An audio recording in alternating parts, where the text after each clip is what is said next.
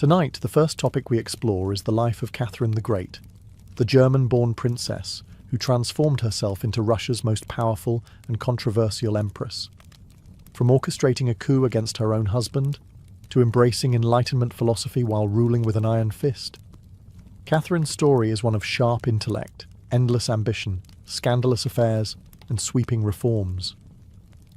So before you get too comfortable, as always, take a moment to like the video and subscribe to the channel. But only if you enjoy our content. Also, let us know where you're watching from and what time it is for you. Sometimes our stories are too interesting, and we're working on a few boring ones, we promise. It's time now to dim the lights, turn on a fan for some background noise, and let's cover what we have for tonight. Together. She was born Sophie Friederike Auguste von Anhalt-Zerbst-Dornburg on May 2nd, 1729, in a quiet corner of the Holy Roman Empire. Her family was noble, yes, but only just. They were minor German aristocrats, well-connected but not powerful, living in modest comfort, not in grandeur. Her father was a Prussian officer. Her mother was ambitious and sharp-tongued, dreaming of elevating the family's status through clever marriage alliances. Sophie, even as a child, sensed this hunger for social climbing, sensed it, and, in time, would wield it like a weapon. She wasn't born to rule. No one in Germany whispered her name with destiny. Yet she was bright, intellectually curious, unusually poised, and obsessed with learning. She absorbed languages easily, devoured books, and watched court behavior with hawk-like focus. Her world was small, but her mind was already wandering far beyond the cold halls of Zerbst. When she was 14, the unexpected happened. Empress Elizabeth of Russia, who had no children of her own, had chosen a successor. Her nephew, Peter of Holstein-Gottorp, another German-born noble. But Peter needed a bride, and Elizabeth wanted one who could be easily moulded. Sophie was selected. Overnight, her world shifted. Russia was not just another country. It was an empire, vast and strange, and it would soon become her home. The journey was long and cold. Sophie arrived in Russia as a foreigner, with little Russian, no Orthodox faith, and only a name that tied her to her former life. But she didn't hesitate. She converted to Orthodoxy, taking the name Catherine Alexeyevna. She studied Russian day and night until she could speak it better than Peter. She adapted, reshaped herself, erased any trace of resistance. Her mother called her too serious. Courtiers called her too quiet. But Catherine was studying everyone, especially her future husband. She saw in Peter a boy trapped in a man's body, childish and awkward, more enamoured with his military dolls than with diplomacy or love. And in that cold realization, Catherine made her first quiet vow. If Peter could inherit a throne, she could steal one. She had arrived as a pawn in someone else's game. But already the pieces were moving, and Catherine intended to become queen. The royal wedding was everything it needed to be, grand, symbolic, politically useful. But for Catherine, it was also the beginning of a long, icy winter. Her husband, Peter, was no Prince Charming. Immature, awkward, and emotionally stunted, Peter showed little interest in his bride. He spent more time marching toy soldiers across tabletops than engaging in the affairs of court, or the heart. At times, he seemed more like a child playing emperor than a man destined to rule one of the world's largest empires. Catherine, however, played her part with quiet precision. She smiled at the right moments. She dressed with elegance. She observed everything, especially what not to become. She quickly realized that if she was to survive in the Russian court, she had to rely on her wits, not her marriage. And so, she began to build a life of the mind. She read compulsively, hiding books beneath her pillows and staying up through the night. History, philosophy. The writings of Montesquieu, Rousseau, and Voltaire became her secret teachers.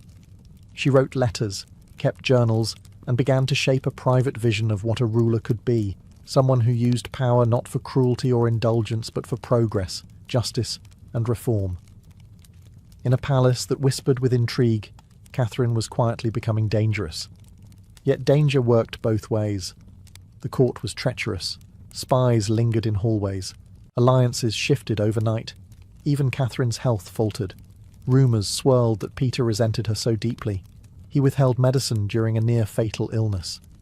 She recovered, but she never forgot. And so, Catherine began cultivating her own allies. A few key nobles, military men, even her personal physician. She learned which words to say, which to withhold, and which to whisper behind closed doors. And when her marriage turned cold, she turned to others for affection. Lovers entered her life, discreetly for now, and with them came influence, protection, and sometimes love. But love was not her goal. Power was. Peter was still the heir. But Catherine was no longer content to be his shadow.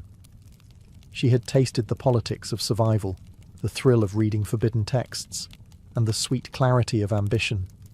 She would not just be empress by title, she would be empress by will.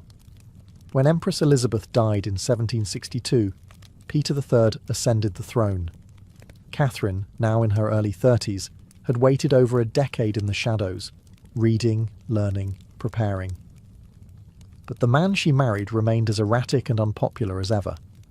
In just a few short months, Peter managed to alienate the Russian Orthodox Church, insult the nobility, and withdraw troops from a victorious war against Prussia, his homeland's ally, but Russia's enemy. His loyalty to Frederick the Great disgusted the military. His mocking of Russian traditions infuriated the court. And Catherine? She watched it all with silent precision. She had already begun nurturing a quiet network of loyalists. Men like Grigory Orlov, a dashing military officer, and her lover, who had close ties to the Imperial Guard. Orlov wasn't just a romantic partner, he was her key to power. Behind palace walls, Catherine whispered her plans. She made promises. She secured oaths. She had no legal claim to the throne, but she had something far more potent, the confidence of those who held swords. Then came the moment. On the morning of June 28th, 1762, with Peter distracted and unaware, Catherine made her move. She rode to the Izmailovsky regiment barracks, stood before the soldiers, and declared herself sovereign of Russia. They pledged loyalty on the spot. One by one, the guards, the nobles, and even the clergy followed. She rode through St. Petersburg in full regalia, calm and commanding. The people didn't rise against her. They welcomed her. Peter fled. Days later, he was forced to abdicate, and soon after, he was dead, murdered under suspicious circumstances, likely by Catherine's allies. She never admitted to ordering it. She never denied benefiting from it. When asked about his death, she simply said he was no longer needed. It had been a nearly bloodless coup. No mass uprisings, no civil war, just a perfectly executed pivot of power from one ruler to another. Catherine had done the unthinkable. A foreign-born woman had seized the Russian throne without heritage, without majority support, and without fear. Her rule was now official. But now came the harder part, proving she deserved it. She had claimed the crown. Now she would have to earn it. Catherine understood something few rulers of her time did. That power wasn't just about military control or royal blood. It was about image. And so, once the crown was hers, she didn't rest. She transformed. From a coup-born ruler, she recast herself as a reformer, a student of enlightenment, a sovereign with vision. She styled herself as a philosopher on the throne, exchanging letters with Voltaire, Diderot, and other great thinkers of Europe. To them, she wasn't just a monarch.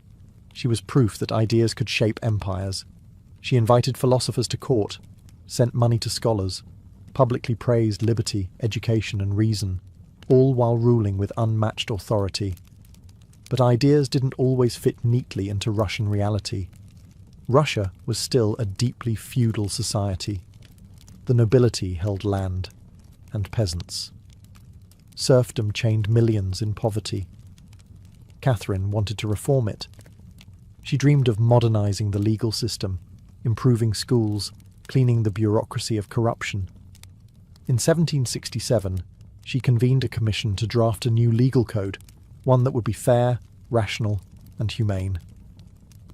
She personally wrote the Nakaz, or Instruction, a bold Enlightenment-inspired document that criticised torture, advocated for education, and emphasised equality before the law. European thinkers hailed it as visionary. But at home, the commission failed. The nobles weren't interested in giving up their privileges. The clergy pushed back against secular ideas. And Catherine, ever the realist, stepped back. She would not spark civil war in the name of idealism. She shelved many reforms, but she never abandoned the image of reform. Still, some changes did take root.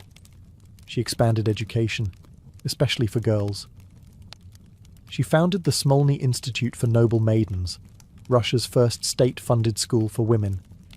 She poured resources into the arts, opening theatres, libraries, and museums.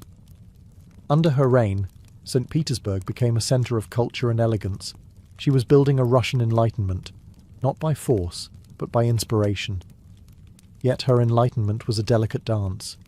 She had to keep the nobles loyal, the peasants quiet, and the philosophers impressed. She walked a tightrope between progress and preservation, between ideals and power. Catherine spoke the language of liberty, but she ruled with the discipline of a monarch, and behind every public ideal was a very calculated strategy.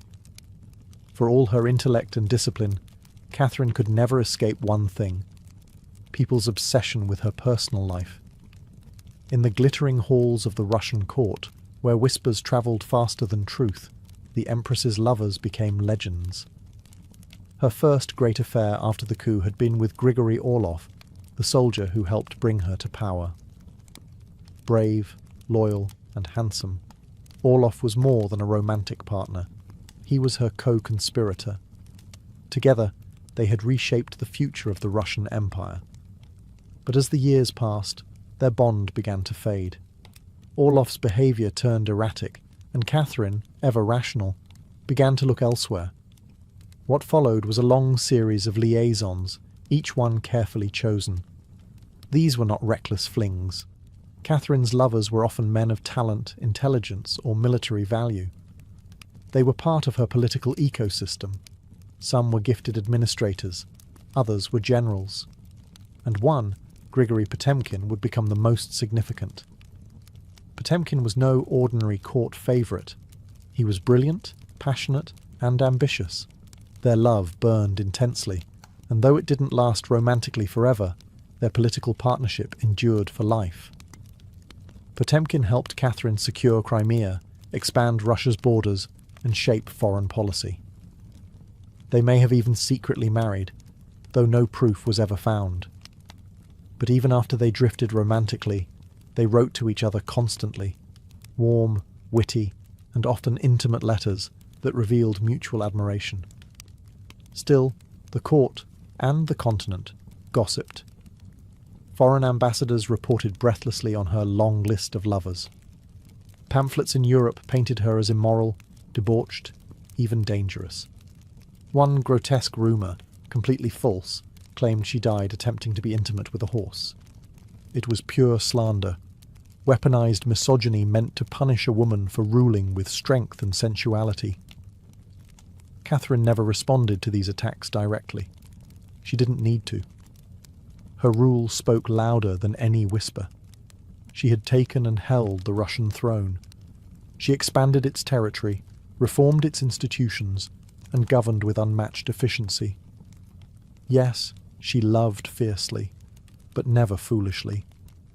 Her affairs may have shocked the old world, but to Catherine, love was just another arena of politics, a place where loyalty was earned, passion was useful, and hearts could be as strategic as armies.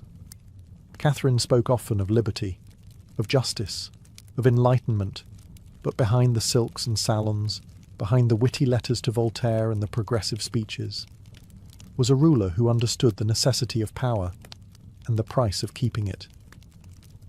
In 1773, just over a decade into her reign, Russia erupted. A man named Yemelyan Pugachev, a Cossack and former soldier, claimed to be none other than Peter III, Catherine's long-dead husband. He called her a usurper, promised land to the peasants, freedom to the serfs.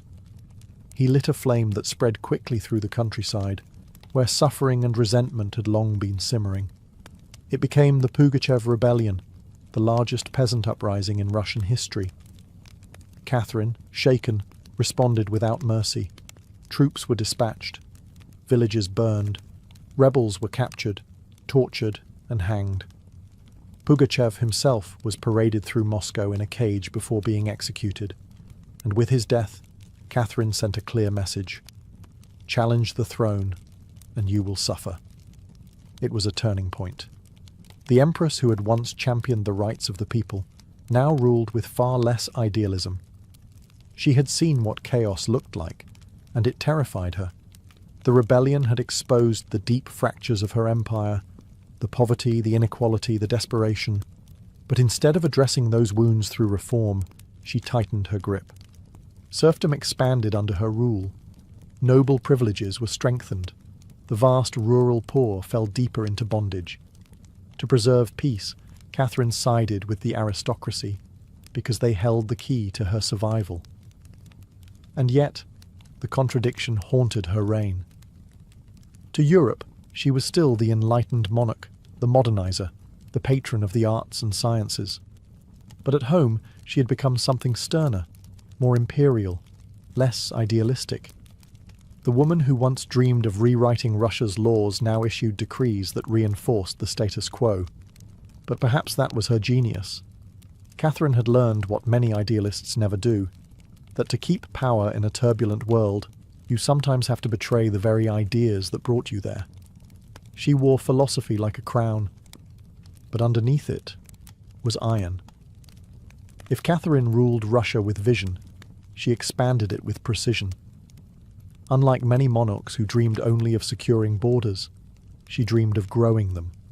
Her Russia would not just be a landmass, it would be an empire of influence, culture, and raw geopolitical power.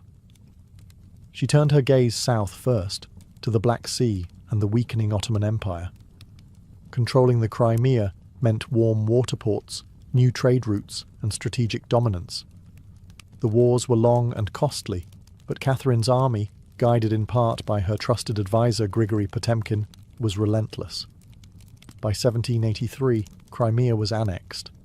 Russia now had direct access to the Black Sea, and with it, a seat at the table of maritime powers. Next, she turned west. Poland, fractured by internal strife and weakened by centuries of political infighting, became her next focus. Catherine positioned herself as a protector of Polish stability while secretly working to divide and conquer. In 3 stages, the partitions of Poland, she joined with Austria and Prussia to carve up the country. By the final partition in 1795, Poland as an independent state had vanished. A once proud kingdom was now divided, and much of its eastern territory belonged to Catherine. It was brutal diplomacy, cold, calculated, effective. Under her reign, Russia's borders expanded by more than 200,000 square miles. Millions of new subjects were added: Ukrainians, Belarusians, Lithuanians, Tatars, Jews. The Russian Empire had never been larger, nor more diverse, but expansion came with cost. The new territories were difficult to govern. Some resisted Russian control, others demanded autonomy. The empire grew heavier and harder to hold. Catherine responded with reforms, reorganizing provinces, setting up new schools, and attempting to standardize administration. It was a bureaucratic race against unrest. Yet through it all, Catherine remained composed. She presented her conquests not as imperial aggression, but as civilization's advance. She wrote to European leaders as if she were spreading Enlightenment ideals, not swallowing nations. To her allies, she was a stateswoman. To her enemies, an imperial predator. But to history, she was something more rare. A ruler who expanded an empire not through reckless war, but through cunning strategy and diplomatic elegance. With every annexation, her Russia grew not just in size, but in ambition. As Catherine aged, the fire in her mind never dimmed, but her body began to slow. She remained fiercely active in government, reading reports, drafting reforms, and attending court functions well into her 60s. But the world around her was changing, and fast. Across Europe, revolution was in the air. In 1789, the French Revolution erupted, sending shockwaves through every royal court. Kings were beheaded. Crowds demanded liberty and equality. For an empress who once embraced Enlightenment ideals, the uprising was deeply unsettling. Catherine, once a friend to philosophers, now saw their words as dangerous sparks. She banned French revolutionary texts. She tightened censorship. Her court, once open to ideas, became suspicious and guarded. Her enlightenment, it seemed, had an expiration date. She also grew more isolated. The love of her life, Potemkin, passed away in 1791. Their relationship had long shifted from romantic to political, but his death struck her deeply. She continued to rely on younger favourites, men who were charming and loyal, but rarely matched the strategic brilliance of her earlier companions. And then there was her son, Paul.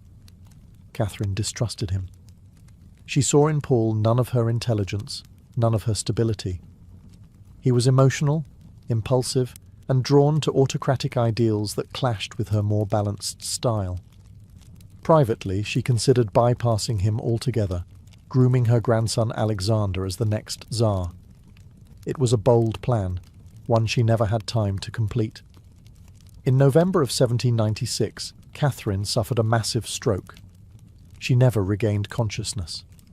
She died days later, alone in her chambers, with unfinished reforms on her desk and unspoken thoughts in her journals. When Paul took the throne, his first act was to undo many of his mother's policies. He buried her in Peter's mausoleum, next to the husband she had overthrown, and who may have died by her command. In death, they were united in stone, though never in life. The court mourned her. The country paused, and Europe watched the passing of one of its most fascinating monarchs. Catherine the Great had reigned for 34 years. She left behind a larger, more powerful Russia, and a legacy that still sparks debate centuries later. But her final chapter was written in silence. Catherine the Great was never supposed to rule. She wasn't Russian by birth. She wasn't born into a throne, and yet, through intelligence, political mastery, and ruthless determination, she became one of the longest reigning monarchs in Russian history. Her legacy is complex, full of contradictions that history continues to unravel. She spoke the language of enlightenment. She wrote about justice, reason, and reform. She engaged with the greatest minds of her age and tried to bring their ideals into one of the most autocratic empires in the world. But when those ideals threatened her power, she suppressed them. She dreamed of freeing the serfs, but expanded serfdom. She spoke of equality, but ruled with absolute authority. And yet, her impact is undeniable. She modernized Russia's administration, making it more efficient, more centralized, more capable. She brought schools, hospitals, and the arts to cities that had once known little more than military parades and church rituals. Under her leadership, Russia became not just bigger, but stronger, wealthier, and more respected on the world stage. She ruled in a man's world and beat men at their own game. Her court was filled with powerful advisors and lovers, but make no mistake, Catherine was always the one in control. Every relationship, every policy, every letter she wrote was part of a broader vision. She turned St. Petersburg into a beacon of European culture. She expanded the empire's borders beyond imagination, and she left behind libraries, statues, and institutions that carried her name long after her death. But perhaps her greatest legacy is not in territory or legislation, but in possibility. Catherine proved that a woman could lead an empire, that charisma, intellect, and sheer force of will could elevate a minor princess into a world-shaping sovereign. She shattered expectations, not with rebellion, but with refinement, not with noise, but with calculation. To some, she remains a symbol of tyranny, to others, a goddess of reason. But to history, she is something greater than myth, something real, a flawed, brilliant, relentless human being who ruled for over 3 decades and left her fingerprints on an entire civilization. Catherine the Great didn't just reign, she rewrote the script for what a ruler, any ruler, could be. Long before it was a city, El Dorado was a man. A king, they said, covered from head to toe in fine gold dust. He stood upon a raft, floating in the middle of a sacred lake, surrounded by priests and nobles. As the sun rose, he cast jewels, emeralds, and golden offerings into the water, tributes to the gods. It was a ceremony, a legend, a whisper in the wind. The indigenous Muisca people of what is now Colombia called him El Hombre Dorado, the Golden Man. But when the Spanish conquistadors arrived in the early 1500s, they misunderstood. They heard El Dorado and didn't think of a ritual or a man. They imagined a place, a golden kingdom hidden in the mountains, untouched by war, glittering with treasure. The transformation was quick. In the European imagination, El Dorado morphed from a man into a city, then a kingdom, then an entire empire. The name didn't just mean gold, it meant paradise, salvation, a place where all desires could be fulfilled. And for the Spaniards, starving, desperate, thousands of miles from home, it was irresistible. The jungles of South America became alive with the rumour. Somewhere, deep in the green unknown, a city of gold waited. The native people spoke carefully, often trying to appease or mislead their aggressive guests. They mentioned far-off lands, strange rivers, and shimmering objects. The conquistadors, hungry for wealth and honour, took every word as a clue. El Dorado wasn't just a myth, it became a fever. In campfires and letters back home, the tale grew larger. Soldiers who hadn't even left Spain heard about it. Poets romanticized it. Monarchs funded expeditions for it. It no longer mattered if it existed. What mattered was the belief that it could. And belief, in the age of conquest, was all you needed. This golden illusion would drive some men to greatness, and others to madness. It would become one of the most powerful legends in the history of exploration, a promise of riches just out of reach, always deeper in the jungle, always just beyond the next ridge. El Dorado was no longer a story. It was a compass that pointed to nowhere. And still, they followed it. In 1541, a brutal expedition set out from Quito, led by Gonzalo Pizarro, brother of the infamous Francisco Pizarro, who had conquered the Inca Empire. Gonzalo had heard the rumours of cinnamon forests, of lands rich with gold, and of a golden city called El Dorado waiting just beyond the Andes. He was determined to find it, no matter the cost. He brought with him over 300 Spanish soldiers, hundreds of native porters, a few dozen horses, and a dream made of gold and desperation. The jungle, however, was not a dream. It was a living, breathing nightmare. Rain poured for days without stopping. Rivers swelled and swallowed their supplies. Insects devoured skin. Men collapsed from exhaustion, hunger, and disease. As the weeks dragged into months, the expedition began to disintegrate. Food vanished. Morale crumbled. Many of the indigenous porters died or fled. The Spanish, wearing heavy armour and carrying weapons now useless against the jungle, became weak and paranoid.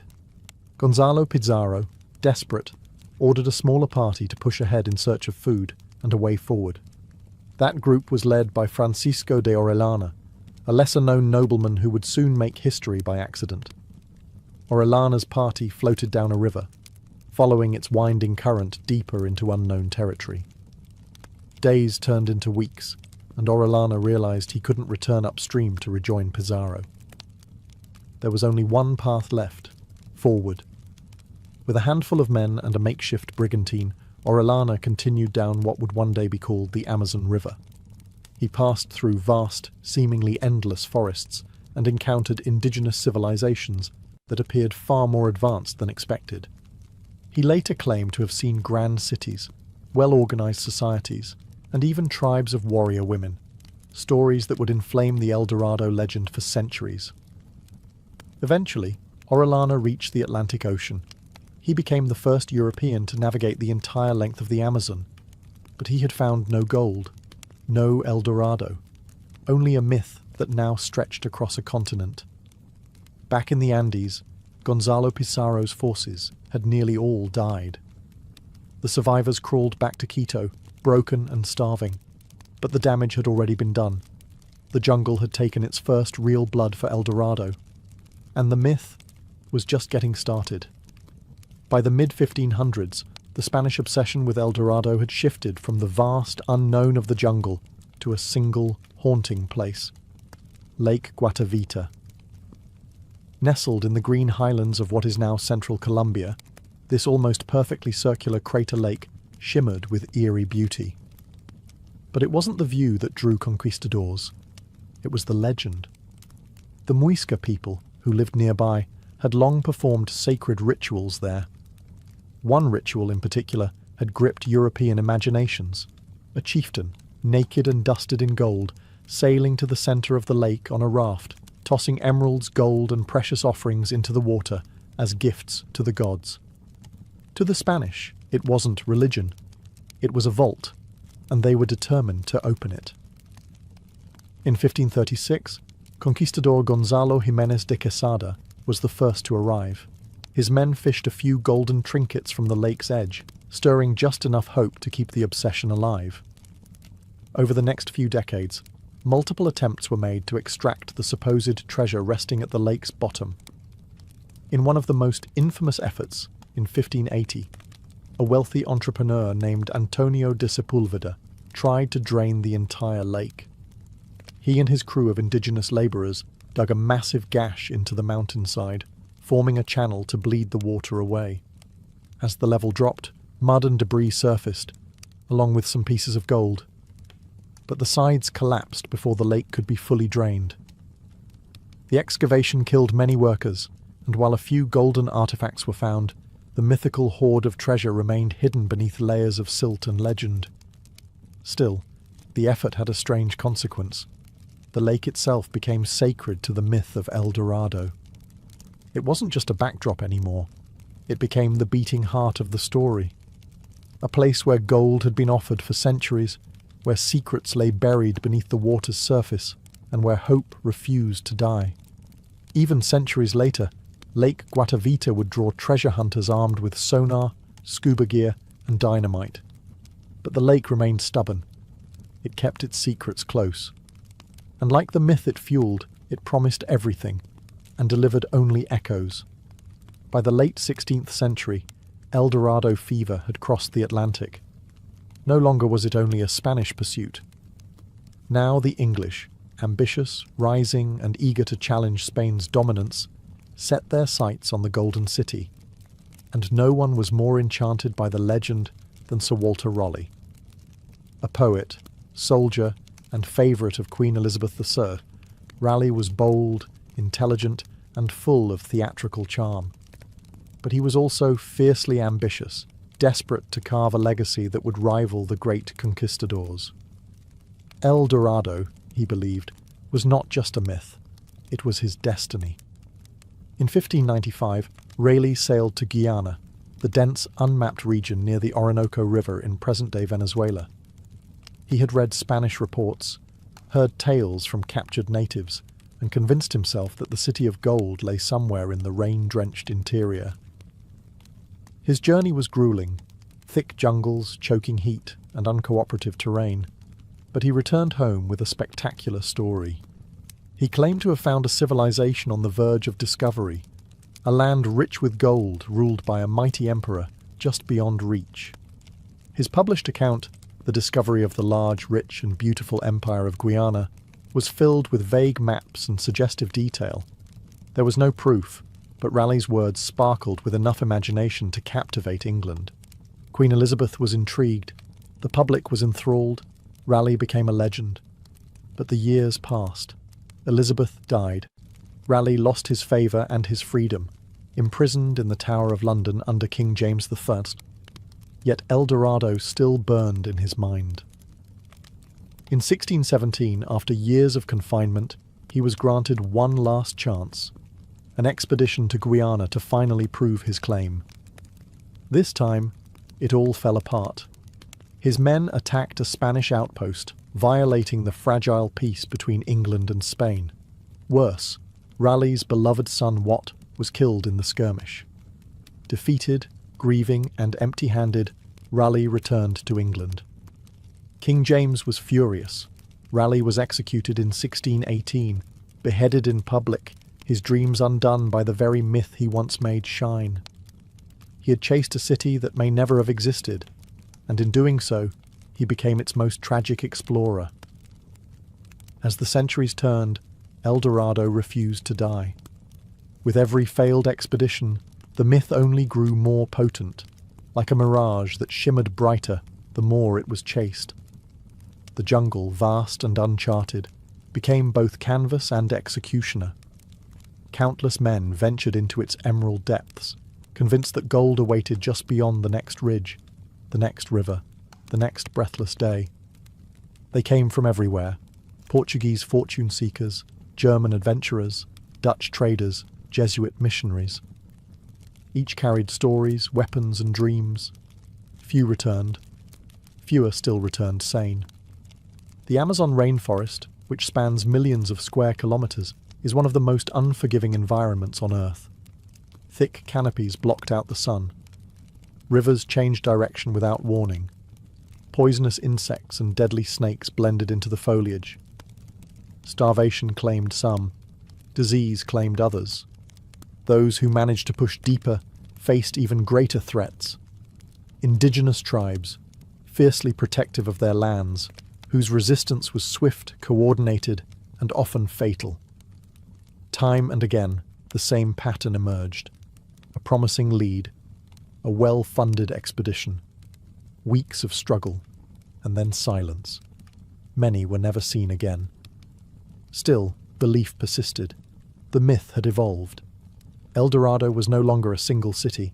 It became a floating dream. To some, it was hidden in the Andes. To others, deep in the jungle's belly. Some imagined it in caves, others in lakes. It changed with every explorer's hope. And that's what made it dangerous. The jungle didn't need traps. It didn't need armies. It only needed time. Men wandered deeper and deeper, guided by hope and misdirection, until exhaustion broke them. Some went mad. Others turned on each other. The line between explorer and victim blurred until it was erased entirely. Even when nothing was found, the survivors still spoke of signs. Glimpses of golden idols, distant lights, strange voices echoing at night. Their minds, half-starved and half hallucinating, became compasses spinning wildly in all directions.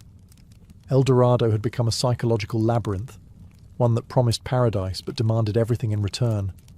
The jungle didn't guard a city of gold, it guarded a story, and in that story, hope itself became a trap.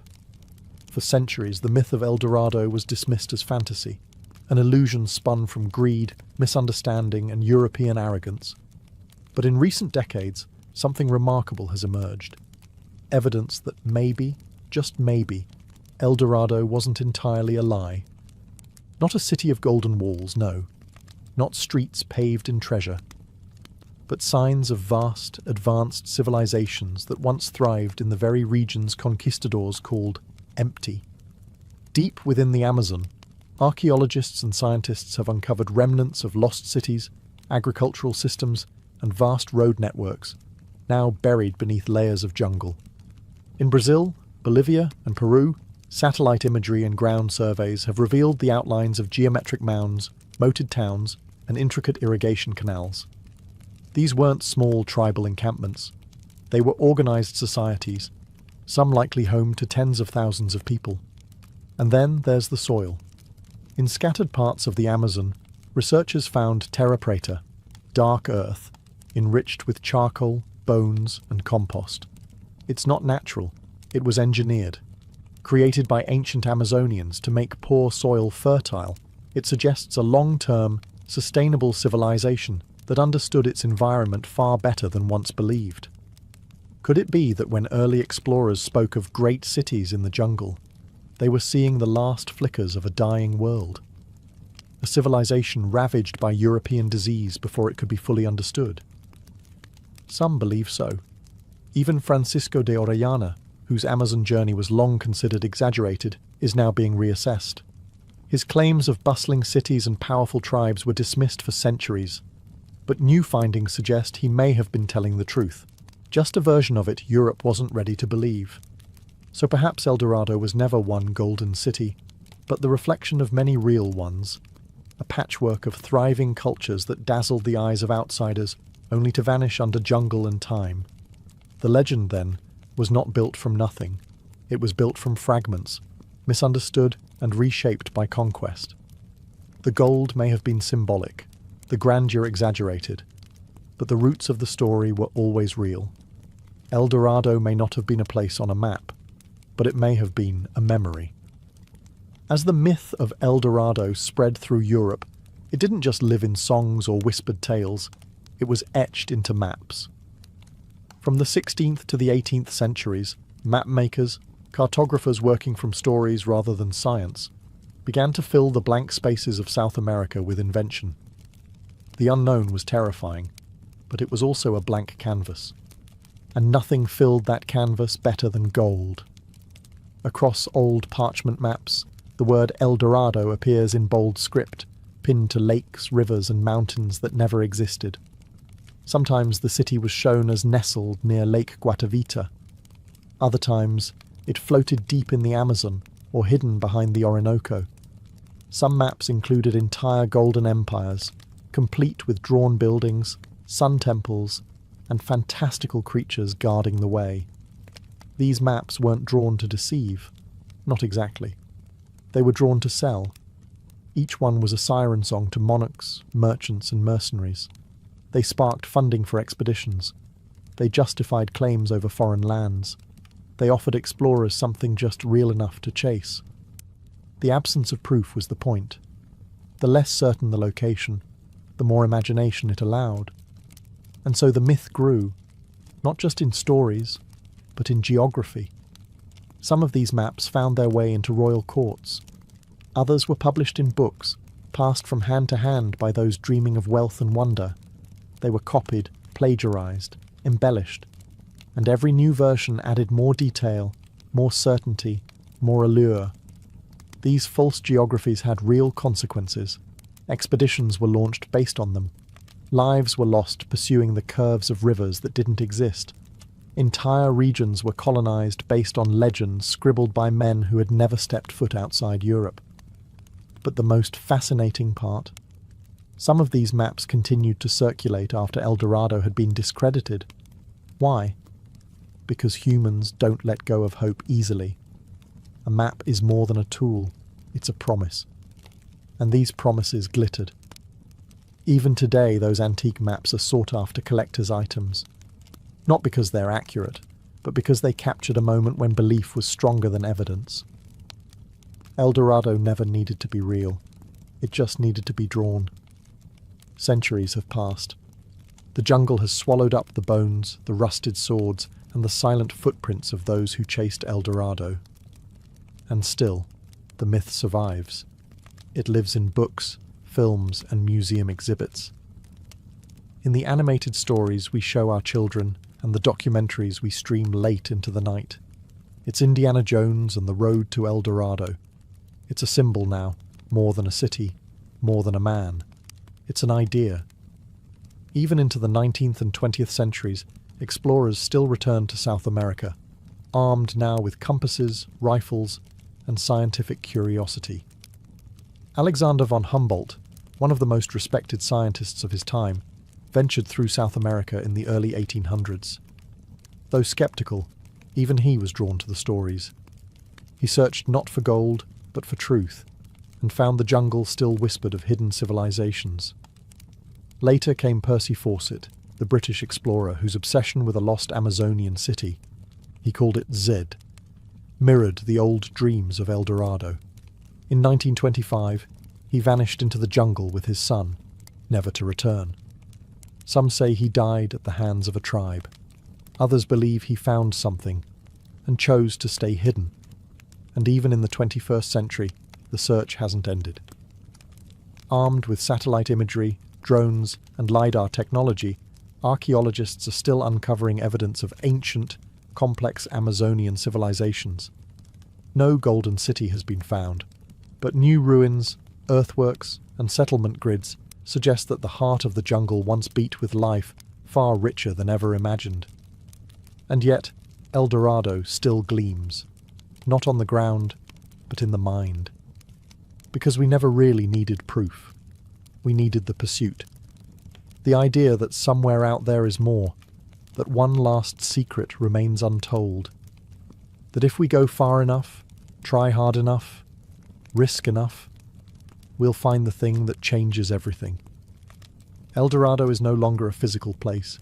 It's a metaphor for ambition, for obsession, for the human hunger for what lies just beyond the horizon. We chase it in careers, in relationships, in dreams, and sometimes in jungles. It doesn't matter if it's real. What matters is that we keep walking toward it. In the end, El Dorado was never found. No gilded city, no palace walls shimmering in the sun, no thrones carved from emerald. The jungle never opened its hands. And yet, the legacy of El Dorado outlasted the kingdoms that searched for it. Because what the explorers didn't realize, what they couldn't realize, was that the real treasure was never gold. It was what the journey revealed about themselves, about civilization, and about the stories we cling to. They found rivers no map had ever shown. They encountered people with knowledge of the forest that rivaled any European academy. They recorded languages, flora, and customs never before seen by the Western world. Some of them, like Francisco de Orellana, unknowingly made history not by discovering El Dorado, but by opening a path into the heart of the largest rainforest on Earth. Others lost everything, their wealth, their sanity, their lives. And yet, they too are part of the legend. Their names echo through time, not for what they found, but for what they were willing to risk. El Dorado endures because it speaks to something buried deep inside us, the belief that there is always more to discover, more to become, more just beyond the horizon. We see it in every venture, every impossible dream. The entrepreneur chasing the perfect idea, the artist searching for the perfect work, the traveller seeking the untouched corner of the world. They are all, in their own way, following a golden city that may not exist, but still shapes everything they do. The myth is not a failure. It's a mirror. It reflects our ambition, our curiosity, and yes, our greed. It shows how far we'll go for something beautiful, something meaningful, something that whispers to us in the quiet, saying, just a little further. El Dorado is not a lost city. It's a question, and each generation answers it in their own way. So the next time you hear a story too good to be true, ask yourself, is it a lie, or is it a dream worth chasing? Because sometimes the real El Dorado is the journey itself. The origins of the Olympic Games weren't about records or trophies. They were about reverence. It was the year 776 BCE, deep in the cradle of ancient Greece. Across the mountains and valleys, people began to gather, not to fight, not to trade, but to worship. They came to a sacred place known as Olympia, nestled in the lush landscape of the Peloponnesian Peninsula. There was no city here, only a religious sanctuary, shaded by olive trees and protected by the watchful gaze of gods carved in marble. The purpose? To honor Zeus, the king of the gods, through ritual, sacrifice, and the physical excellence of mortal men. The Olympic Games were born not in a stadium, but at an altar, an ancient mound of ash built from generations of burnt offerings. Before a single race was run, before a discus flew through the air, sacrifices were made. Oxen were led to the altar. Incense was burned. Hymns were sung. The first Olympics were, at their core, an act of devotion. Only Greek men were allowed to compete, only free citizens. They came representing their polis, city-states like Athens, Corinth, Argos and Sparta. Each athlete wasn't just racing for himself. He was racing for his homeland, carrying its pride on his back like a cloak. There were no stands, no announcers, no global audience. But the air buzzed with something sacred. Olympia became a crossroads where language, politics and rivalry paused, if only for a few days, and Greeks remembered that they were one people under the gods. And so, from all corners of the Hellenic world, they came barefoot and bronzed, some walking for weeks just to be part of the moment. Competing wasn't just allowed, it was holy. It was a way of stepping closer to the divine, of testing the human form as the gods intended it to be, strong, focused, and unashamed. There was no gold, no silver, only honour. No empire had demanded this gathering, no king decreed it. The games rose from a deeper place, something woven into the soul of Greek identity. Here, in the shadow of temples, under the eyes of Zeus, the Olympic Games took their first breath, not as sport, but as sacred ritual. In a land often divided by rivalries and endless war, it was remarkable that, every 4 years, the Greeks found a reason to stop fighting. That reason was Zeus. Before each Olympic Games began, heralds were sent out from Elis, the region that governed Olympia, to announce the Ekecheiria, the sacred truce. It wasn't a suggestion. It was a solemn, binding agreement. For 1 month, sometimes 3, all warfare across the Greek world was to cease. No armies could march, no soldiers could draw swords. Even hostile borders were temporarily opened, allowing athletes, priests, and spectators to travel freely. The truce didn't mean peace between city-states. It meant respect for something higher than politics, the gods.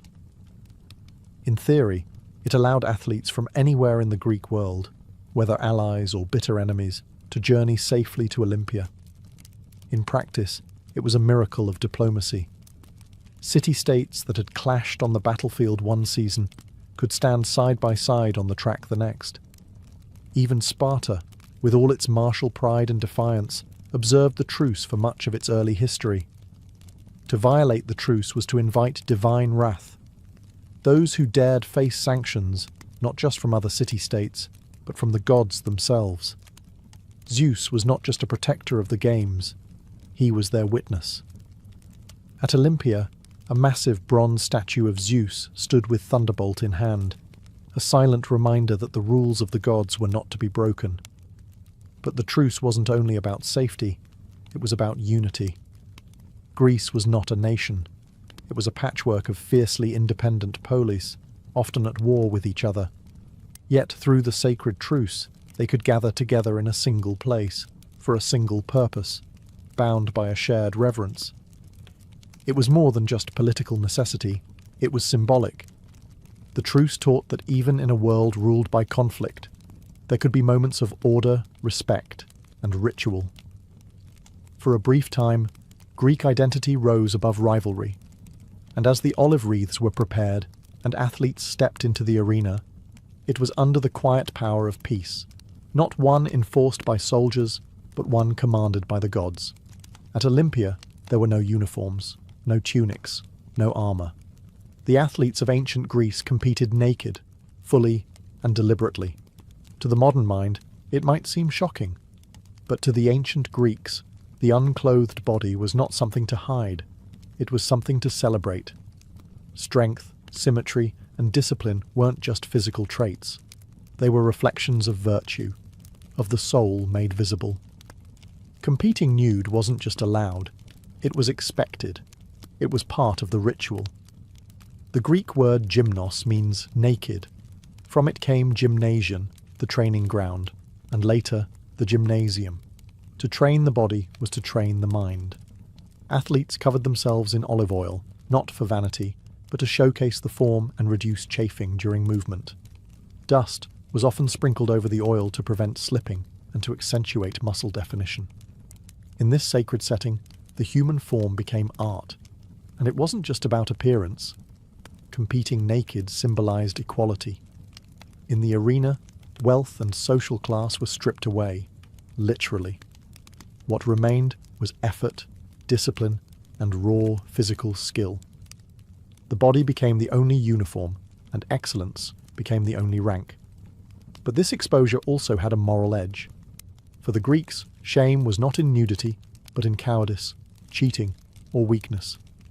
To step onto the track, into the wrestling pit, or before the javelin line without clothing was a declaration, "I have nothing to hide." It was a gesture of transparency, of boldness. The athlete placed himself before the gods and his people in complete honesty. Sculptures from this era reflect that reverence. Chiseled statues of runners, discus throwers, and wrestlers, often idealized, were not just decorations. They were symbols of the heroic spirit, frozen in marble for generations to study and admire. Even the gods themselves, Apollo, Heracles, were depicted in the same heroic nudity. Women, of course, were excluded, not only from competing but even from watching. Only unmarried girls were allowed as spectators, and even that was rare. The Olympic space was wholly male, sacred, exposed, and competitive. In this environment, nudity wasn't indecent, it was divine. The naked athlete stood as a living offering, a body trained, tested, and transformed. Not for glory alone, but for the favour of Zeus. In the first Olympic Games, there were no second chances. Only one man could win. There were no silver medals, no podium with 3 tiers. The Greeks believed that excellence was singular, victory was absolute. And so, in every event, only the first-place athlete was honoured, crowned with a simple yet sacred reward, a wreath of wild olive leaves, cut from a holy tree near the temple of Zeus. The olive wreath, called a kotinos, held no monetary value. It wasn't gold, didn't sparkle, and couldn't be traded. But it meant something greater. It was a gift from the gods, a living symbol of immortal glory. To win in Olympia meant having your name recorded for all time. It meant returning to your polis as a hero. Your statue might be erected in the sanctuary. Poets might write verses in your name. Cities sometimes offered their champions lifetime privileges, free meals, theatre seats, or public office. But the games weren't about prizes. They were about arete, a Greek concept of virtue and excellence. To possess arete was to fulfill your purpose, to perform at the height of human potential. And for athletes, that meant winning. Nothing less. The competitions were fierce. Victory was not just personal, it was political. Each athlete represented his city-state. A win at Olympia reflected not just his own strength, but the strength and honour of his people. The glory belonged to all. That made victory even more vital, and defeat even more bitter. There was no room for excuses, no do-overs. The line between eternal fame and total obscurity could be measured in a breath. A stumble, a single moment of hesitation. And for those who didn't win, there were no commemorations, no odes. They returned home quietly, often forgotten by history. But the victor, he stood apart. Crowned in silence, his wreath catching the light, he became part of something sacred. The Greeks believed that such men were touched by the divine. They had not just outrun their rivals, they had pleased the gods. In a world without medals or sponsorships, this single fragile crown of olive leaves meant everything. Because for the Greeks, immortality didn't come from wealth. It came from being remembered. The very first Olympic Games, held in 776 BCE, featured only a single event, a sprint known as the stadion. It was a foot race, roughly 192 metres long, the length of the stadium itself. There were no starting blocks, no shoes, no false start penalties. Just bare feet on packed earth, a straight line marked between 2 posts, and silence before the judge's signal. The runners leaned forward, dust rose, and then they ran. The first recorded Olympic champion in history was a cook named Koroibos of Elis, a humble man whose name would echo for thousands of years simply because he ran the fastest once. His prize? Not money, not power, just a wreath of olive leaves and a place in the eternal scroll of Olympic victors. Over time, the games grew. By the 7th century BCE, new events were added. The Diolos, a double-length race. The Dolichos, a long-distance run. Then came wrestling, discus, javelin, and the long jump, all parts of the brutal pentathlon, an event testing total physical ability. To win, you had to be not just fast, but strong, agile, and clever. One of the most awe-inspiring additions was the pancration, a deadly blend of wrestling and boxing with almost no rules. Anything was allowed, except biting and eye-gouging. Men left the arena bloodied and broken. Some even died. But if you won, you were unstoppable, a living legend. And then came the chariot races, thundering hooves around the hippodrome, dust clouds rising, wheels shattering, horses and drivers tumbling. These races were dangerous, chaotic, and wildly popular. They weren't driven by the athletes themselves, but by hired charioteers. Yet the owner of the horses, not the driver, was awarded the crown. Status mattered, but in 776 BCE, it was just that first foot race. One event, one victor, one beginning. And yet from that single competition, a movement was born, one that celebrated the physical form as divine, that pushed the body beyond comfort, and transformed sport into something more than a game. It became ritual, it became honour, and as the years passed, and new events were added, the original race, the stadion, remained the heartbeat of the games, because everything Olympian began with a single sprint. The Olympic Games were not just competitions, they were ceremonies. Every race, every throw, every moment of exertion unfolded under the gaze of the gods. In Olympia, sport was sacred, and at its heart stood Zeus, ruler of Mount Olympus and the divine patron of the games. Before the contests began, a great sacrifice was held at the altar of Zeus. This wasn't symbolic, it was central. Dozens of oxen were slaughtered in honour of the god, their ashes piled high on an altar made entirely from the remains of past sacrifices. This mound of sacred ash had grown over centuries, fed by the devotion of athletes and priests alike. To compete in Olympia, athletes had to swear a solemn oath in the temple of Zeus. With hands upon a piece of boar's flesh, they promised to train honestly, to compete fairly, and to bring no shame to the games. Cheating was not just dishonourable, it was sacrilege. Those who broke their oath could be fined, beaten, or permanently banned. Their names might be etched onto statues of Zanes, bronze effigies of Zeus placed at the entrance of the stadium as a warning. Here are the ones who dishonoured the gods. Presiding over the games were the Hellanodikai, judges chosen from the region of Elis. They weren't mere referees. They were priestly figures, guardians of both the rules and the rituals. They trained for 10 months before the games, learning not only athletic standards, but also religious protocols. They wore purple robes and carried staffs, symbols of their sacred authority. And then there was the Temple of Zeus itself, one of the largest and most majestic in the Greek world. Inside stood a statue over 40 feet tall, crafted by the sculptor Phidias, made of ivory and gold.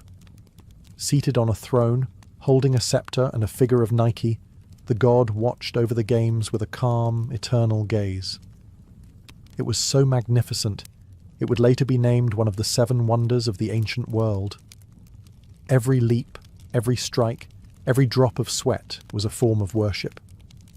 At Olympia, the body moved in rhythm with the divine. Victory wasn't just for pride, it was for Zeus. In ancient Olympia, the air was filled with competition, ritual, and the scent of olive oil. But one thing was conspicuously absent: women. The Olympic Games were an all-male affair, not only in competition but also in attendance. Married women were strictly forbidden from watching the games.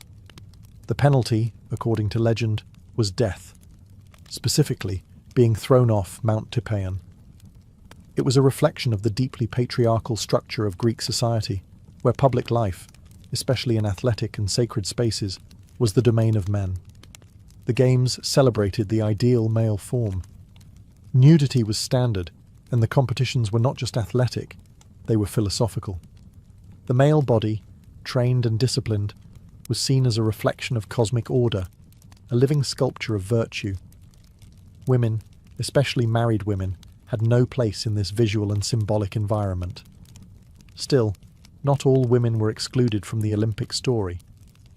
Unmarried women were occasionally allowed to watch, and they had their own event, the Heraean Games, held in honor of Hera, the wife of Zeus.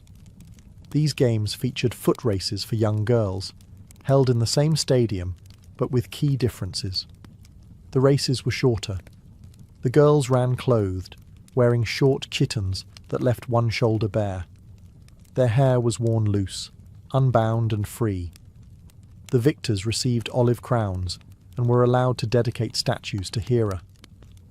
But while the Heraean Games were meaningful, they were not the Olympics. The Olympic Games remained a sacred male ritual, bound to Zeus and military values. Strength, endurance and glory were cultivated for the battlefield as much as the arena. To be an Olympic victor was to be a hero of the polis, a role Greek women were simply not allowed to assume.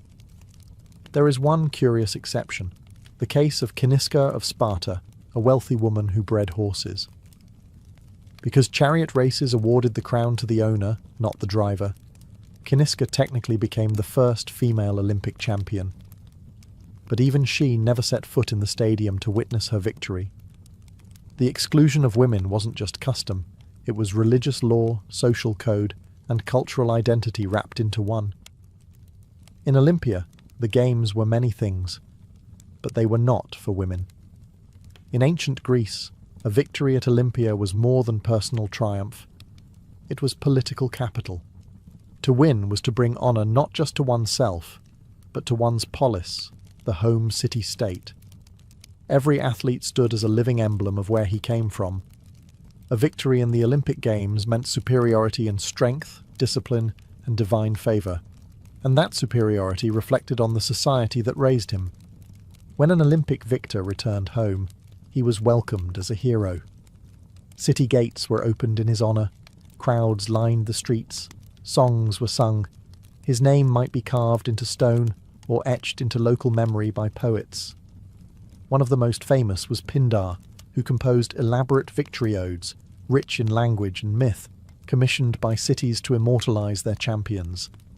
But the celebration didn't end with applause. Victors were often rewarded with gifts, land, money, free meals for life, tax exemptions, or even statues in the public square. In some cities, they were given prime seats at the theatre or front rows at political gatherings. They might be elected to office, not because of their words, but because of their body and what it had proven in Olympia. Some wealthy elites used the Olympics to elevate their status. They funded training programs, sponsored athletes, or even bred horses for the chariot races, where the owner, not the driver, claimed the prize. For these aristocrats, an Olympic win was like winning an election. It cemented their legacy, increased their influence, and shaped how history would remember them. Even rivalries between city-states played out through sport. When Athens and Sparta clashed politically or militarily, they also watched each other closely in the arena. Who had more victors? Who trained harder? Which polis did the gods seem to favour? Victory was a message. We are the stronger people. Our way of life is the better path. In this way, the Olympic Games became a stage for diplomacy, a battlefield of symbolic war where cities competed for glory without drawing blood. The olive wreath may have looked humble, but in the world of ancient Greece, it carried the weight of political power, cultural pride, and immortal memory. For over 1,000 years, the Olympic Games burned bright in ancient Greece. Every 4 years, without fail, athletes, poets, priests, and spectators made the journey to Olympia, not for profit, but for glory, devotion, and unity. But nothing in history is eternal. In 393 CE, the Christian emperor Theodosius I issued a decree that brought the ancient games to an end. To him, they were a pagan ritual, incompatible with the growing dominance of Christianity in the Roman world. Temples were shuttered, altars dismantled, statues defaced. The sacred flame of Zeus was extinguished. The stadium fell silent. Centuries passed. The site of Olympia became ruins, slowly buried by time and earth. Nature reclaimed the track. The voices faded. The names of champions were forgotten, except by a few scribes who recorded their victories in dusty scrolls. And yet, the idea never truly died. In the 19th century, as archaeologists uncovered the bones of Olympia, its columns, temples, and training grounds, interest stirred again. What if the games could return? Not just as a curiosity, but as a global symbol. In 1896, the vision became reality. The modern Olympic Games were born in Athens, reimagined by Baron Pierre de Coubertin, who believed that sport could bring nations together in peace, just as it once brought Greeks together at Olympia. He borrowed many of the old traditions, the 4-year cycle, the flame, the procession of athletes. Even the ideal of arete, excellence of body and spirit, was revived. Today, the Olympic torch is lit in Olympia, in the shadow of the ruined temple of Hera, using a parabolic mirror and the rays of the sun, just as it might have been in ancient days. From there, it travels across continents, a flame that connects past to present. And though the modern games are global, commercial, and competitive on a massive scale, their heart still beats with an ancient rhythm. A celebration of human potential, of peace, of striving for something higher than victory alone. From the sacred soil of Olympia to stadiums around the world, the Olympic spirit continues, not as a relic, but as a living tradition. The sacred fire was never truly extinguished. It was passed on. The tale of the Colossus doesn't begin with bronze or artistry. It begins with a siege, and with a city that refused to fall. In 305 BCE, the island of Rhodes found itself under siege by one of the most feared military minds of the Hellenistic world, Demetrius Thais of Macedon, also known as the Besieger. He arrived with an army tens of thousands strong, backed by warships, catapults, and an infamous siege tower called the Helepolis, a mobile fortress 9 stories high. Rhodes, by contrast, was small. A proud naval city, wealthy through trade and skilled in diplomacy, but dwarfed by Demetrius's might. His goal was to crush Rhodes for its alliance with Egypt, the rival power of the Ptolemies. It should have been a short campaign. It wasn't. For nearly a year, the Rhodians held the line. They used their terrain, their walls, and their wits. At night, they snuck out to burn siege equipment. They cut off supply routes. They adapted faster than Demetrius could adjust. Even when the massive Helepolis rolled toward the city, they found a way to disable it, drenching it with oil and setting it alight. Eventually, the siege collapsed. Demetrius withdrew, humiliated, leaving behind his war machines and shattered pride. The city was spared. Its people, though scarred, were unbroken. And now they wanted to make sure no one ever forgot. The Rhodians gathered the remains of the siege, abandoned towers, broken catapults, and thousands of pounds of bronze and iron. These would not go to waste. They would be melted, reforged, and reborn, not into weapons, but into a monument. To mark their improbable victory, they chose to honour their patron deity, Helios, god of the sun. They would build him a statue, not ordinary, not even grand, but colossal, something the world had never seen. They commissioned Chares of Lindos, a sculptor known for his precision and ambition. He promised not just a statue, but a symbol, something that would say, in no uncertain terms, Rhodes stands tall. Rhodes stands free. And so, from the ashes of war, the vision of the Colossus began. Not as a wonder, but as an act of defiance. With victory still fresh and pride swelling in their hearts, the people of Rhodes turned their attention to a project unlike any the world had ever seen. They would build a statue, not just to commemorate their resistance, but to send a message across the seas, a message cast in bronze and rooted in stone. They chose to honor Helios, the sun god, whom they believed had protected their city during the siege.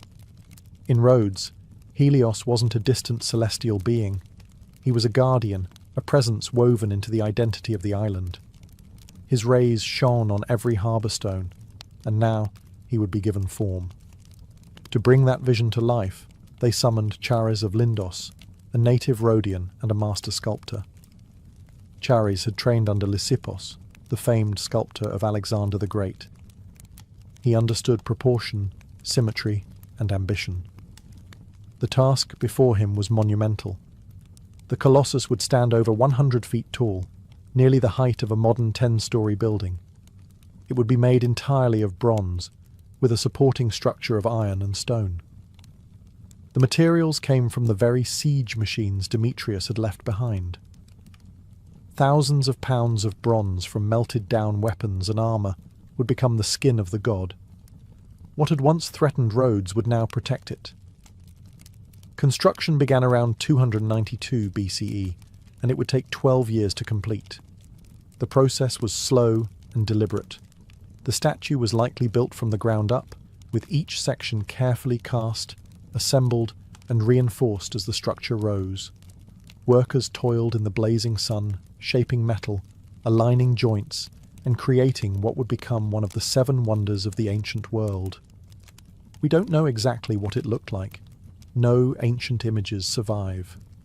But it's believed Helios stood upright, perhaps with one hand shielding his eyes as he looked east, or with an arm raised in triumph, his face calm, his crown a radiant halo of sunbeams. It wasn't just art, it wasn't just religion, it was identity. Forged from the relics of war, the Colossus of Rhodes was more than a statue. It was a reminder to all who entered the harbour that this city stood unshaken, and that its light would not be dimmed. When the Colossus was finally completed, sometime around 280 BCE, it was not merely a statue, it was a revelation. Standing more than 30 metres tall, the Colossus of Rhodes was the tallest statue of the ancient world. Constructed entirely of bronze plates over an internal skeleton of iron and stone, it dominated the skyline of Rhodes and astonished every visitor who sailed into the harbour. Though later myths would claim it straddled the harbour entrance, with ships passing between its legs, historians and engineers agree. This would have been structurally impossible. Instead, the statue most likely stood to the side of the harbour, perhaps atop a stone pedestal, where it could be seen from afar, its bronze body gleaming in the sun, its crown of radiating spikes echoing the sun god's divine rays. The engineering behind it was nothing short of extraordinary. Each bronze plate was carefully shaped and fitted, locked into a hidden framework that kept the giant stable. Weights were distributed evenly. Joints were concealed. The statue may have been built using earthen ramps, which were raised gradually as construction climbed upward, then removed once the final section was complete. The figure of Helios likely stood in a calm, upright pose, one hand resting by his side, the other raised, perhaps in salute or holding a torch. His face was serene, youthful and idealized, as was the Greek artistic tradition. His gaze would have been cast across the sea, watching over sailors and merchants as they entered the harbour of Rhodes. But the Colossus was more than just a guardian. He was a symbol. To Rhodians, Helios embodied freedom, resilience, and divine favour. His towering form announced to the world that Rhodes had not only survived the siege, but emerged greater. The city had taken the weapons of war and turned them into a monument of peace. Visitors stood in awe. The statue wasn't just tall, it seemed eternal. The sunlight danced across his bronze surface. His shadow stretched across the harbour walls. And for a moment, standing beneath him, one could almost believe the gods walked among men. In Helios, Rhodes had built its pride, and set it in bronze. For 12 shining years, the Colossus stood not just as a statue, but as a signal fire to the ancient world, announcing a new era for Rhodes. The city, long a crossroads of cultures and commerce, now found itself basking in international admiration. With the bronze form of Helios rising above its harbour, Rhodes became a beacon, both literal and symbolic. To visiting merchants, envoys, and poets, the Colossus declared that this island was more than a naval stronghold. It was a rising cultural force. The presence of the statue transformed public identity. The Rhodians saw themselves not merely as survivors of siege, but as chosen people, protected by the sun god, elevated by victory, destined for greatness. Helios wasn't just a god they worshipped in temples. He was now a presence, casting his gaze from the skyline. The image of the Colossus soon appeared on Rhodian coins, minted and traded across the Mediterranean. Helios, crowned with rays, became a mark of Rhodian pride and prosperity. Inscriptions celebrating the Colossus began to circulate. Travellers wrote of the way the sun seemed to reflect off his bronze skin at dawn, painting the harbour in golden light. Culturally, Rhodes flourished. The city became a hub for philosophers, sculptors, and orators. Schools of rhetoric were founded. Statues lined the agora. Art, politics, and religion merged into a refined civic identity, with the Colossus at its centre. But the statue's meaning extended beyond the borders of Rhodes. It stood as a universal emblem of resilience in the face of impossible odds. A statue forged from enemy weapons, dedicated to a god of light, visible to all who sailed the sea. It reminded people across the Hellenistic world that strength could be sculpted from suffering. That peace, once secured, could be shaped into beauty. For some, the Colossus represented divine harmony, a city and a deity in perfect alignment.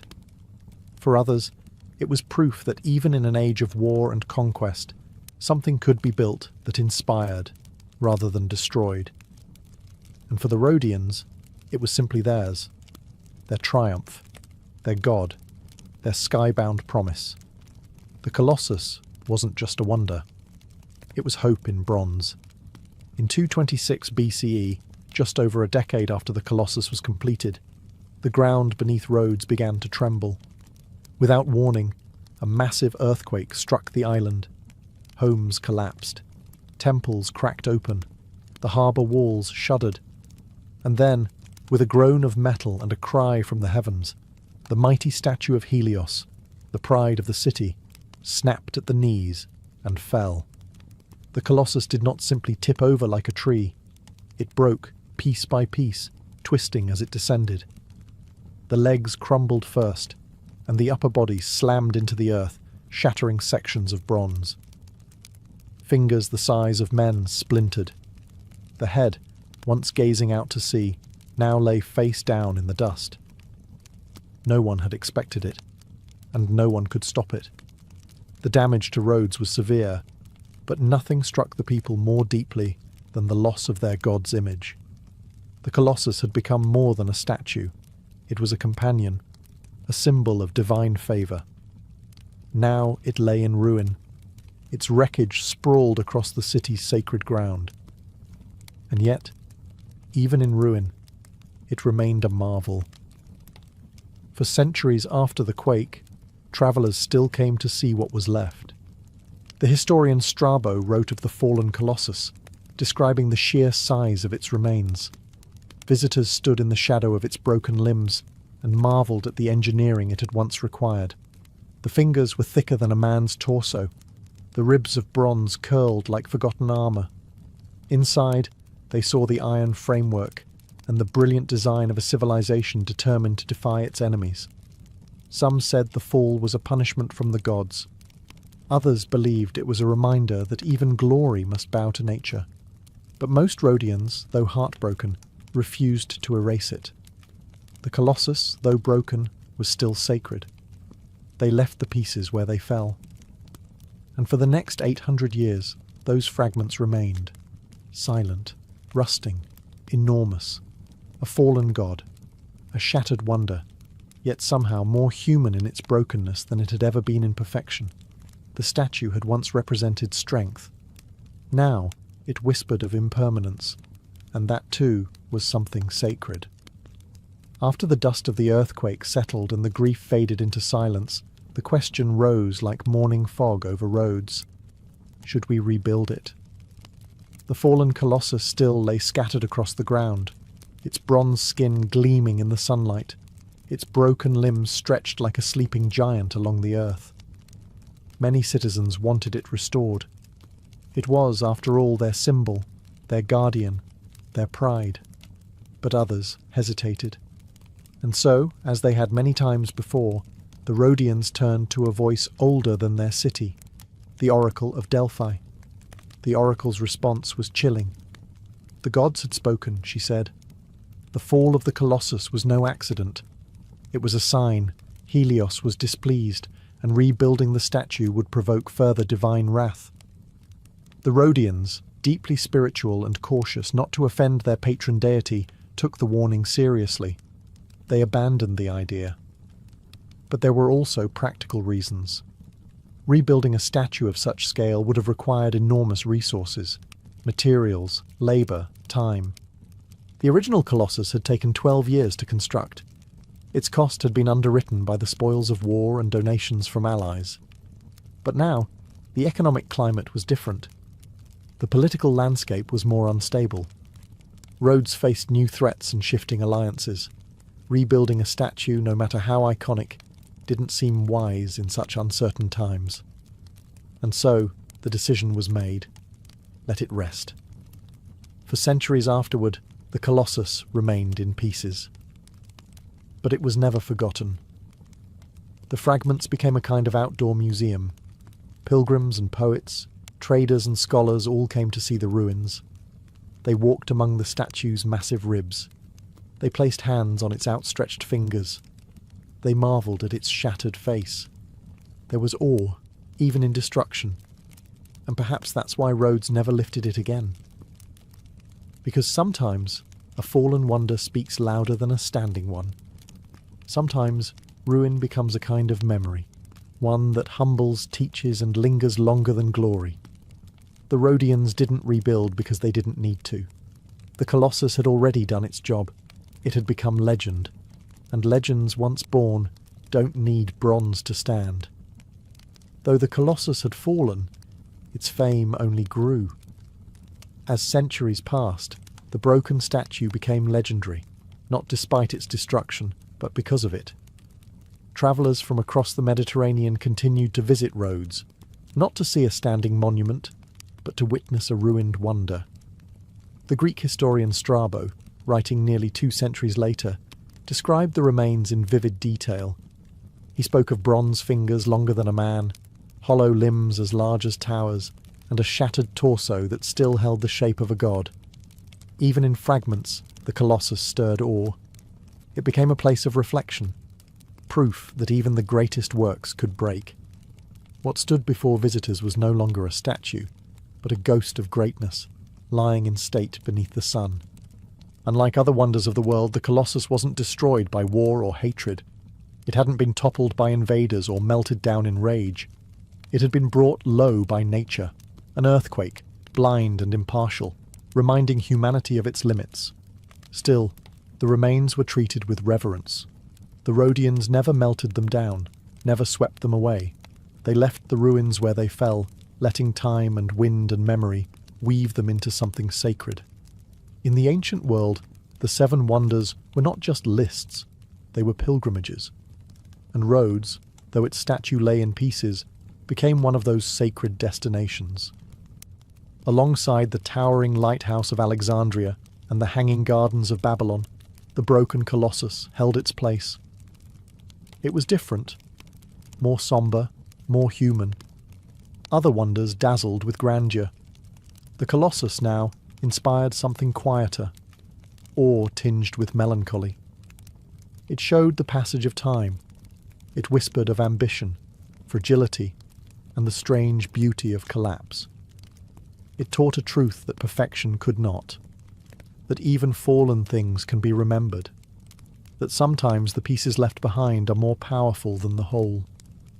So the visitors kept coming, They stood among the ruins. They traced the edges of bronze with their fingers, and they imagined the day when Helios once looked down upon the harbour, radiant and unshaken. The wonder still existed. It had simply changed shape.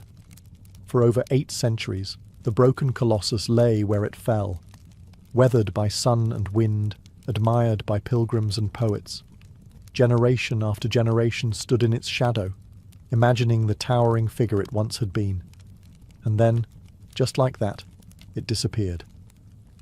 In 654 CE, Rhodes was invaded by an army of the Umayyad Caliphate, a rising Islamic power that swept across the eastern Mediterranean.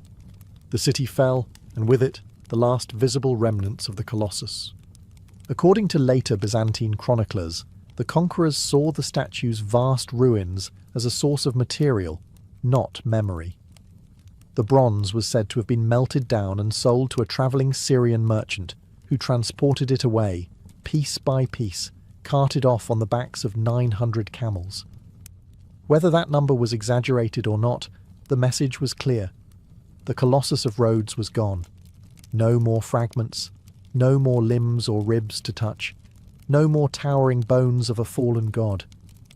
The statue that had once watched over the harbour, that had stood for resistance and identity, now existed only in words.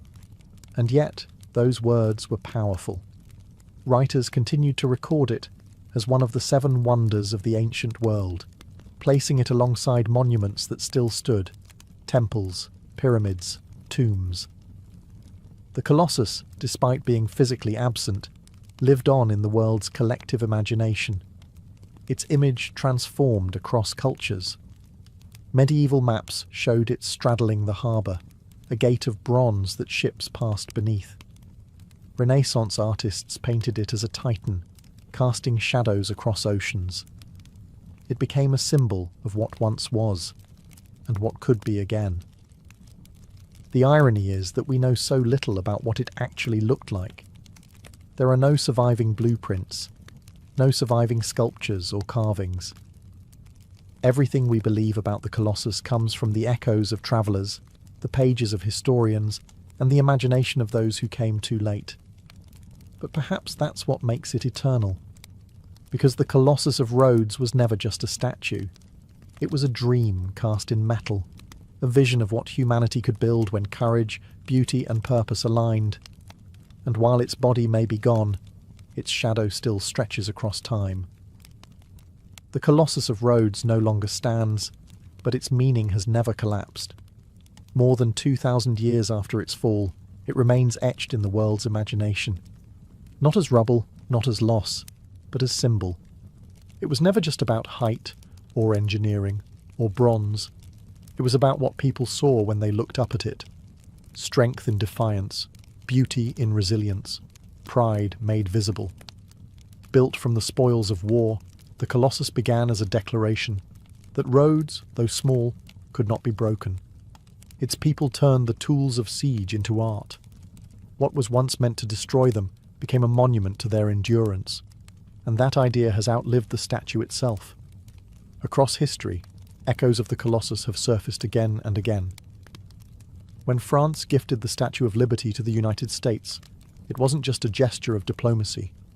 It was a tribute to the same ideal, that a towering figure by the harbour could welcome the world and stand for something greater than stone or steel.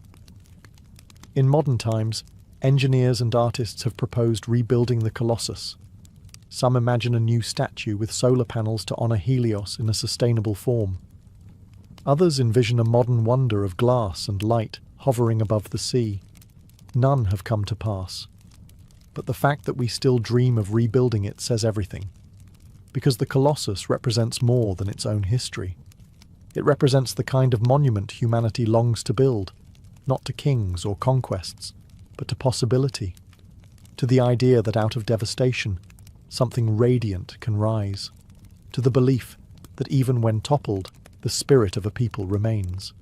In every shattered empire and every rising city, in every monument built after war, in every torch held aloft at the edge of a harbour, the Colossus still stands. It stands in stories, in symbols, and in the space between who we are and what we dare to build. Roads may be quiet now, but in the minds of those who remember, a god of bronze still watches the waves, and even broken, he shines.